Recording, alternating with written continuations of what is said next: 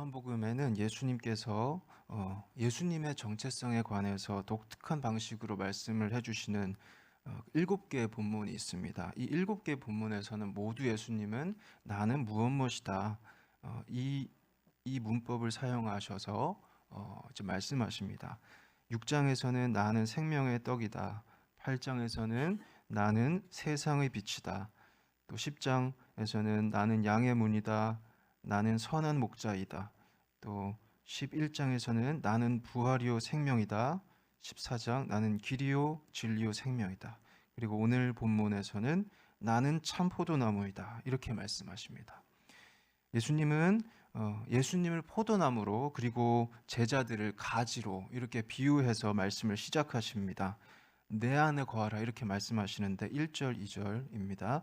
내가 참 포도나무요 내 아버지는 그 농부라. 무릇 내게 있어 과실을 맺지 아니하는 가지는 아버지께서 이를 제해 버리시고 무릇 과실을 맺는 가지는 더 과실을 맺게 하려 하여 이를 깨끗게 하시느니라. 이렇게 말씀합니다. 제일 먼저는 예수님과 지금 하나님 아버지 사이의 관계가 말씀됩니다. 포도나무는 그냥 있지 않고 그 포도원칙이나 농부가 심어서 있는 것처럼 예수님도 하나님과의 관계 속에서 계십니다. 예수님의 말씀하신 그 가르친 것들, 그리고 예수님이 행하신 지금까지 행해 오신 그 일들도 그냥 스스로 하신 것이 아니라 바로 하나님께 받은 말씀을 전해 주신 것이고, 하나님이 행하라고 보내신 그 사명을 이루어 오신 그것입니다. 그래서 하나님은 그 포도나무의 농부입니다. 포도나무를 심고 돌보고 또 가지치기를 하고 깨끗하게 이렇게 관리합니다. 그렇게 관리된 포도나무는 이제 열매를 맺게 됩니다. 물론 어떤 가지에는 잘 열매가 맺히고 또 어떤 가지에는 잘 맺히지는 않습니다. 농부는 이런 모든 상황을 이렇게 살펴보고 돌보면서 그리고 전지하면서 계속 포도원을 가꾸는 겁니다. 3절 너희는 내가 일러준 말로 이미 깨끗하였으니. 이 1절 2절에서 예수님이 가지치기를 언급하시니까 제자들은 약간 긴장이 됩니다. 그래서 예수님은 3절에서 제자들을 안심시키십니다. 너희는 내가 일러준 말로 깨끗하여졌다. 예수님의 제자들 너희는 예수님의 전체적인 지금까지의 가르침과 계속 함께 해오면서 깨끗한 가지가 되었다. 이렇게 말씀합니다. 예수님은 지금 삶의 거의 마지막에 이르르셨습니다. 지금 우리 본문이 15장인데 13장부터는 예수님의 마지막 강화가 시작이 되었습니다. 그러니까 지금은 언제냐면 예수님께서 제자들이랑 마지막 식사를 하고 계시는 그 자리입니다. 목요일에서 금요일로 넘어가는 그 밤, 예수님이 체포되시기 그 전. 그러니까 거의 삶의 마지막에 이르기까지 제자들은 예수님을 따라왔습니다. 표적을 많이 보았고 예수님의 말씀을 들어왔고 또 그리고 배웠습니다. 농부들이 가지를 아주 깨끗하게 돌보는 것처럼 하나님은 이렇게 제자들을 인도해 오셨고 깨끗하게 해오셨습니다. 이렇게 예수님은 제자들을 안심시키시고 있습니다.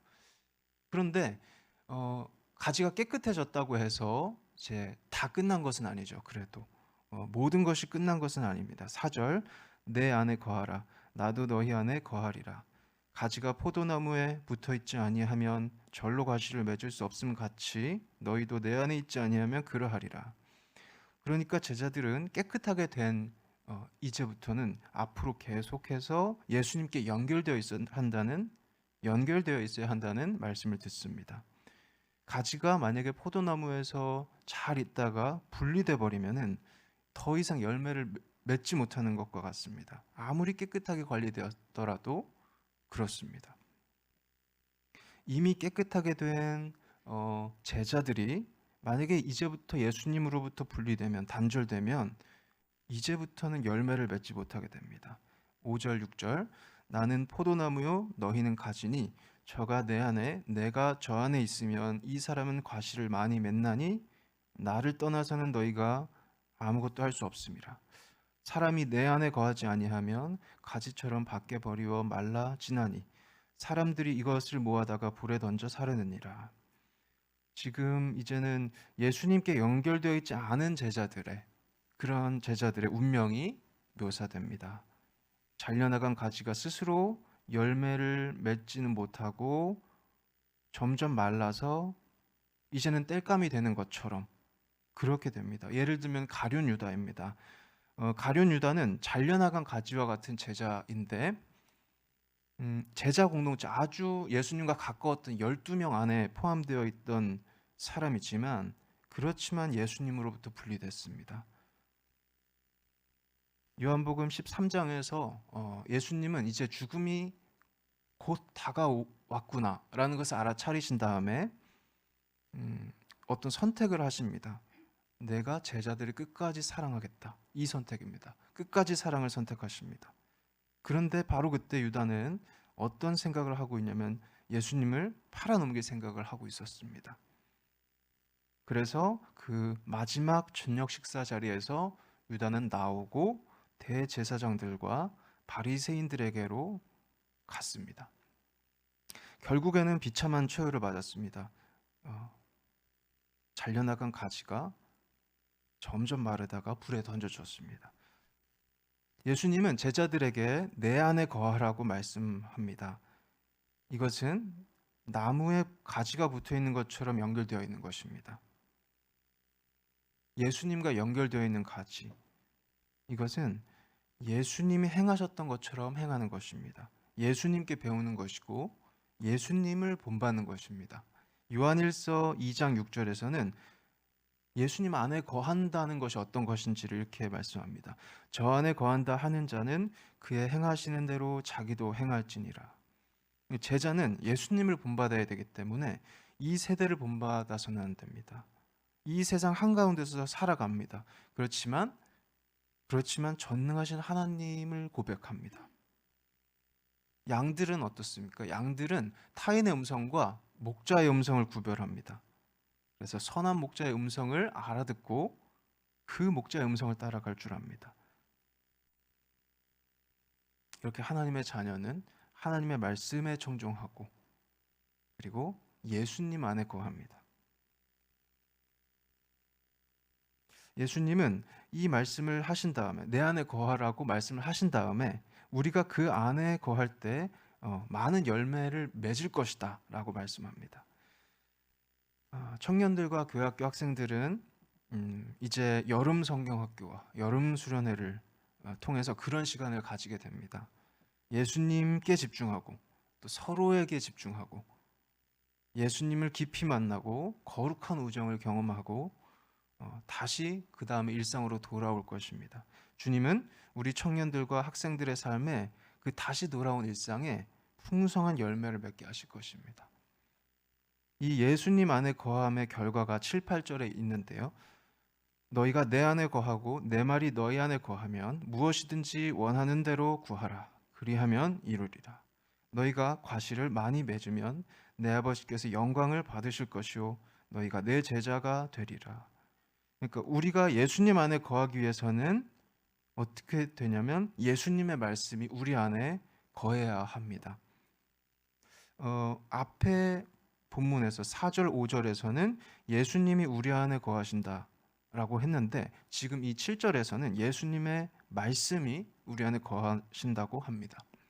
그러니까 예수님은 하나님의 말씀이 육신이 되어 우리 가운데 오신 분이기 때문에 이렇게 예수님과 말씀이 서로 대체돼서 이제 적혀 있습니다. 우리가 이렇게 수요일 오전에 아주 비가 많이 오고 여러 가지 맡은 일들 가운데서 귀한 시간을 내 가지고 이렇게 모여서 하나님의 말씀을 들을 때, 읽을 때 말씀이 우리 안에 거하십니다. 그리고 예수님이 우리 안에 거하십니다. 가지가 포도나무에 계속 붙어 있는 것입니다. 그다음에 무엇이든지 구하라는 말씀은 두 가지를 특별히 가리킵니다. 아무 것이나가 아니라 먼저 구하는 대상의 범위가 좁혀집니다. 주 안에 거하고 주님의 말씀이 그 안에 거하는 사람, 그러니까 예수님께 속한 사람이 원하는 것의 범위는 하나님이 기뻐하시는 뜻, 아버지의 나라가 우리 가운데 임하게 하소서 하는 그 범위와 일치합니다. 그래서 나라가 임하시오며 뜻이 하늘에서처럼 땅에서도 이루어지도록 하나님의 이름이 거룩히 여김을 받아주십시오. 이런 기도의 범위가 됩니다. 두 번째로는 그런 기도를 할 때 우리가 맛보게 되는 풍성함이 있습니다. 사실상 아무 것이나 구하는 게 아니라 예수님이 기뻐하시는 것을 구하는 것인데 예수님은 그런 기도의 삶에 풍성함이 있다고 말씀하십니다. 예수님은 어떤 일들을 하셨습니까? 보리떡 5개와 말린 고기 2마리로 5천 명을 배부르게 원하는 대로 먹이셨습니다. 이런 풍성함이 예수님 안에 거하는 제자들의 공동체에 있었습니다. 이런 공동체에는 열매를 맺었고 거기서 하나님의 영광이 드러났습니다. 농부가 포도 농사가 잘 된 것을 보고 느끼는 그 기쁨이 그런 공동체 안에 있습니다. 이런 풍성함과 기쁨은 제자의 표지라고 말씀하십니다. 요 제자의 표지에 추가될 수 있는 것이 하나 더 있는데 요한복음 13장 34, 35절입니다. 새 계명을 너희에게 주노니 서로 사랑하라. 내가 너희를 사랑한 것 같이 너희도 서로 사랑하라. 너희가 서로 사랑하면 이로써 모든 사람이 너희가 내 제자인 줄 알리라. 서로 사랑입니다. 이것이 제자의 표지인데 예수님께 받은 그 사랑으로 예수님이 끝까지 우리를 사랑하셨던 그 사랑으로 서로 사랑할 때 세상은 예수님의 흔적을 보게 됩니다. 세상은 저기 제자들이 있구나. 예수님의 제자들이 있구나. 이렇게 알게 됩니다. 그래서 예수님 안에 거하는 이들에게는 하나님이 풍성한 결실을 주시는데 또 기쁨을 주시는데 이것이 제자의 표지고 또 여기에 서로 사랑이 하나 더 추가됩니다. 자, 이제 나의 사랑 안에 거하라입니다. 4절에서는 예수님이 내 안에 거하라고 하셨는데 이제 9절부터는 내 사랑 안에 거하라고 말씀하십니다. 9절 아버지께서 나를 사랑하신 것 같이 나도 너희를 사랑하였으니 나의 사랑 안에 거하라.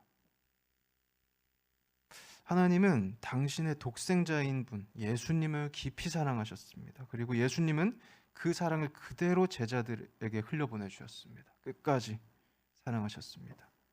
그 사랑은 어떤 사랑이냐면 온 마음을 다 해서 사랑하는 그 사랑, 진실한 사랑이고 또 예수님이 제자들의 발을 씻겨주신 그 자기를 참 비천한 일에까지 낮추신 그 겸손한 사랑이고 또 제자들이 예수님을 사랑하기 이전에 우리가 하나님을 사랑하기 이전에 먼저 우리를 사랑해 주신 계산에 앞서는 사랑입니다. 이제 예수님은 제자들한테 말씀하시는 겁니다. 그 사랑 안에 계속 거해라. 머물러 있어라. 근데 어떻게 하면 예수님의 사랑 안에 거할 수 있는 것일까? 이런 질문이 제자들한테도 들었을 겁니다. 그래서 예수님은 10절에서 이렇게 말씀합니다. 내가 아버지의 계명을 지켜서 그의 사랑 안에 거하는 것 같이 너희도 내 계명을 지키면 내 사랑 안에 거하리라. 그러니까 예수님의 계명을 지키는 것 이것이 예수님의 사랑 안에 거하는 방법입니다. 사랑은 귀를 열게 하고 듣게 합니다. 그래서 예수님의 말씀을 듣게 하는 것이죠. 제자들이 청종해야 되는 예수님의 계명은 그러면 무엇일까? 어떤 계명을 우리에게 주셨는가? 제자들은 또 이렇게 생각했을 수 있습니다. 바로 앞에서 말씀드렸던 제자의 표지 서로 사랑합니다. 12절 내 계명은 곧 내가 너희를 사랑한 것 같이 너희도 서로 사랑하라 하는 이것이니라. 요한복음은 예수님이 제자들에게 말씀하시는 한 문장으로 요약이 될 수 있습니다. 얘들아 서로 사랑하여라. 이것으로 요약이 될 수 있습니다. 서로 사랑의 사랑, 서로 사랑의 사랑 중에서 예수님은 가장 큰 모범을 보여주셨습니다. 자기의 목숨을 내어주는 사랑입니다. 13절, 14절 사람이 친구를 위하여 자기 목숨을 버리면 이에서 더 큰 사랑이 없나니 너희가 나의 명하는 대로 행하면 곧 나의 친구라. 그러니까 예수님이 보여주신 본입니다. 우리를 대신해서 목숨을 내어주신 것, 그러니까 하나님의 사랑을 그렇게 우리한테 알 수 있게 드러내 보여주신 것. 이것이 우리의 제자들의 모범입니다. 예수님의 친구는 여기서 보면 예수님의 사랑 안에 거하는 사람입니다. 예수님의 계명을 따르는 사람. 예수님이 우리에게 주신 사랑을 가지고 서로를 사랑하는 사람들. 성도의 공동체인 교회는 이런 사랑으로 부름받았습니다. 이것이 교회의 소명입니다. 예수님은 13장부터 16장까지 이제 그 최후의 식사 자리에서 제자들에게 마지막 말씀을 하시고 이제 18장에 가면은 체포되시는데 그 사이에 17장에서 하나님께 대제사장의 기도를 드리십니다. 거기에서 예수님은 교회를 위해서 기도하시는데요. 20절입니다. 내가 비옵는 것은 이 사람들만 위함이 아니요 또 저희 말을 인하여 나를 믿는 사람들도 위함이니. 그러니까 우선 예수님은 제자들의 안전을 구하신 다음에 그 다음에 제자들의 선교, 제자들의 전도를 통해서 예수님을 믿게 된 사람들을 위해서도 기도하십니다. 교회를 위한 기도입니다. 21절 아버지께서 내 안에 내가 아버지 안에 있는 것 같이 저희도 다 하나가 되어 우리 안에 있게 하사 세상으로 아버지께서 나를 보내신 것을 믿게 하옵소서. 아버지 하나님과 예수님께서 깊은 사랑으로 연합하시는 것처럼 교회도 사랑으로 하나가 되고 그리고 함께 주 안에 거하게 해주시라고 예수님은 그 체포 직전에 간구하셨습니다. 교회는 이렇게 삼위일체 하나님의 사랑 안으로 같이 오도록 부름받았습니다. 그래서 서로 사랑이 중요하고 예수님은 오늘 본문을 이렇게 마무리하십니다. 17절 내가 이것을 너희에게 명함은 너희로 서로 사랑하게 하려 함이로라. 말씀을 맺겠습니다. 예수님은 먼저 내 안에 거하라고 말씀하셨습니다.